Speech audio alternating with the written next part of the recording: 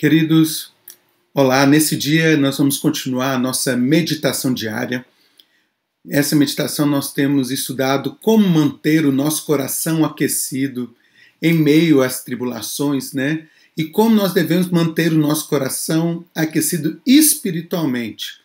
E uma das coisas que permite que os nossos corações continuem aquecidos espiritualmente está ligado diretamente à esperança. Essa é a última das nossas palavras referente a essa série. Todas elas estão no YouTube, você pode acessar ali no YouTube, no nosso canal, e você pode assisti-las novamente, você pode revisitá-las, né, e assistir outras vezes essa série. Mas essa última palavra fala um pouquinho sobre a esperança. Queridos, muitas pessoas têm se esfriado espiritualmente porque perderam a esperança. Primeiro, perderam a esperança na humanidade. Uma vez perdendo a esperança na humanidade, não se consegue enxergar pessoas boas ou pessoas que realmente faz diferença na nossa sociedade.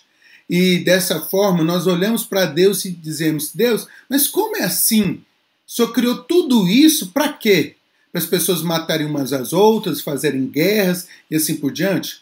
Então, dentro dessa realidade, né, nós percebemos que quando perdemos a esperança na humanidade, nos distanciamos também da espiritualidade. Outro fator também que nos complica muito é quando nós perdemos a esperança na igreja, na instituição chamada igreja. Quando nós perdemos a esperança na igreja, nós perdemos realmente aquele olhar para a igreja e dizer assim: nossa, aqui é uma casa, um lugar onde há consolo, onde há paz, onde há refrigério. E por que andamos desesperançados com a igreja? Porque muitas vezes nós olhamos não para o Deus da igreja ou para os princípios da igreja que não falham, são princípios norteadores verdadeiros. Nós não confiamos nesses princípios e não confiamos no Deus da palavra, mas nós confiamos em pessoas. E quando nós confiamos em pessoas, pessoas são falhas e elas vão falhar. E quando elas falham, nós nos decepcionamos com a igreja, porque nós decepcionamos com as pessoas que estão congregando e fazendo e distribuindo o evangelho de Jesus. Mas se você perceber que se o seu coração estiver pautado nos princípios bíblicos e não nas pessoas, se o seu coração estiver pautado no Deus que não falha e não nas pessoas, você não tem motivo de perder a esperança na igreja. A igreja ainda é um lugar onde o conhecimento de Deus é trazido até você. As boas igrejas expressam por meio do evangelho, por meio da palavra de Deus e exclusivamente pelos princípios de Deus, o caminho para que você encontre a esperança verdadeira. Então você não pode entrar nessa negociata pensando: tem igrejas que tem pastores que roubam, tem pessoas que fazem coisas ruins, toda igreja não presta. Isso é uma mentira, uma falácia. Isso é que a mídia está vendendo para você e que muitas pessoas, a cultura desse século está vendendo para você. A grande verdade é que nós não podemos estar pautados como a igreja humana transita nessa terra, mas nós temos que estar pautados como a igreja espiritual alcança as pessoas humanas e a transforma. Então, quando Cristo vem e traz seu princípio e ele entra no nosso coração, Cristo Jesus transforma o nosso ser, transforma as nossas vidas, esses princípios infalíveis, à medida que vão alcançando os corações das pessoas, essas pessoas passam a ter esperança e passam a ver e mudar seu comportamento e a ver novas atitudes na sua vida. Então, queridos, a igreja ela vai continuar tendo pessoas que erram, que falham, mas sua esperança não pode estar na igreja humana, ela tem que estar na igreja espiritual, naquela que não falha, nos princípios bíblicos e em Cristo Jesus, e todos nós congregados nestes princípios. Se todos nós como igreja estivermos congregados aos princípios de Deus, não haverá problema dentro da igreja e você viverá esperança no meio da igreja. Outro fator que nós percebemos, né, nos dias atuais são as grandes tragédias, os grandes problemas tiram as nossas esperanças. E as pessoas param de relacionar com Deus e dizem: Deus, você é mau. E quando a pessoa entra nesse ciclo, ela começa a olhar para a sua própria vida e perder a esperança dentro de si. E quando ela começa a perder a esperança dentro de si, ela faz um julgamento para si mesma, dizendo: é melhor morrer do que viver. Quando você chega nesse ponto, você já cedeu à tribulação e a esperança não existe mais. Mas eu quero falar para você que se nesse dia, nessa manhã, nessa tarde, nessa noite, quando você estiver vindo e vendo esse texto, nesse dia, você se colocar diante de Cristo e perceber que as tribulações não são simplesmente instrumento de destruição, mas são instrumento de aperfeiçoamento, você vai começar a perceber que as tribulações não podem tirar sua esperança, mas você vai vencer, você vai perseverar nas coisas certas, e diante da perseverança no meio das tribulações, você vai ganhar experiência, você vai aprender, você vai saber como lidar com as coisas ruins. Quando você aprende a lidar com as coisas ruins, você vai olhar para a sua vida e você vai perceber que há esperança.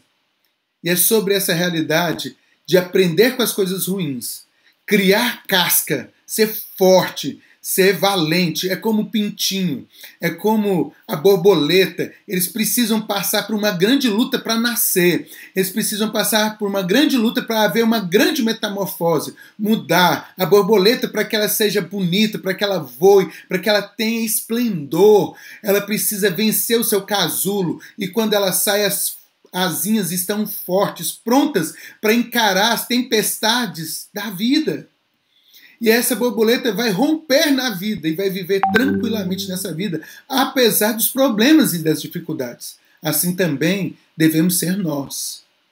Nós devemos pautar as nossas vidas quando a tribulação vem, quando os problemas vêm. Não são para nos destruir, porque nós estamos guardados na mão do Deus vivo e poderoso, mas é para que haja experiência, e gerando vivência, você consegue vencer as tribulações da vida. Cria em você esperança. E essa esperança é alimentada por alguns fatores, que é o amor de Deus, o cuidado de Deus e principalmente pelo agir do Espírito Santo na sua vida. Quanto mais esperança nós temos, mais o Espírito tem lugar para agir em nossas vidas. Mais otimistas nós somos, temos mais visão positiva quanto às dificuldades da vida. Então, olhe para a vida não como um mar de problemas, mas olhe para a vida como um mar de desafios, onde você pode vencer cada etapa da vida e cada vez estar mais experiente, mais esperançoso na vida, e tendo sempre ao seu auxílio o Espírito Santo de Deus. No texto que pauta essa meditação está em Romanos, capítulo 5, do verso 1 ao verso 5. Ele diz o seguinte: justificados, pois, mediante a fé, temos paz com Deus por meio do nosso Senhor Jesus Cristo, pelo qual obtivemos também acesso pela fé, e esta graça na qual estamos firmes e nos gloriamos na esperança da glória de Deus. Então nós estamos firmes e felizes, alegres, porque gloriamos, na glória de Deus. E continua: e não somente isso, mas também nos gloriamos nas tribulações, ou somos felizes nos dias da tribulação. Aí ele vai explicar o porquê. Sabendo que a tribulação produz perseverança. A perseverança produz experiência. E a experiência produz esperança. Então, no meio das tribulações, quando você continua, você persevera, você não se entrega, você não abre mão da sua vida, você continua lutando contra a depressão, você continua lutando contra a doença, não importa a doença crônica que você tem, você continua lutando contra as adversidades, você continua lutando contra os problemas da vida, você continua lutando contra os problemas financeiros. Vai chegar o dia que você vai vencer, você vai ter experiência, você vai saber lidar com essas situações, e dentro disso, tudo isso vai gerar em você esperança. Então, para que você tenha esperança, você não pode desistir no meio das tribulações. E aí, logo à frente, você vai aprender a lidar com as tribulações.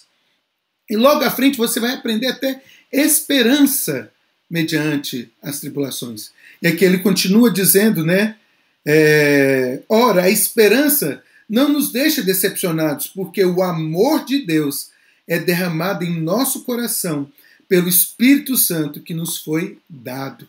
Então aqui quando a gente percebe, no texto bíblico, ele começa a dizer que essa esperança não falha. Ela não falha porque nós somos capazes também. Ela não falha porque Deus nos ama e expressa esse amor e nos fortalece por meio do Espírito Santo dele. Então você precisa olhar para a vida, lutar, perseverar. E aí você vai dizer, como que eu vou ter força para perseverar? Deus vai te ajudar, porque Ele te ama. E aí você vai perseverar, e aí você vai começar a vencer as tribulações e você vai ficar mais experiente. Mas como que eu vou aprender para ser mais experiente? O Espírito Santo vai te ensinar. E aí você vai aprender com o Espírito Santo, no meio das dificuldades, por meio da leitura da palavra, por meio da oração, por meio do jejum. Você vai aprender a suportar. E aí quando você aprender a suportar, vai nascer esperança. E aí você vai ter esperança de dias melhores. E por que você não vai se decepcionar? Porque amanhã a esperança não vai falhar. Porque Deus te ama e tudo está nas mãos e no domínio de Deus.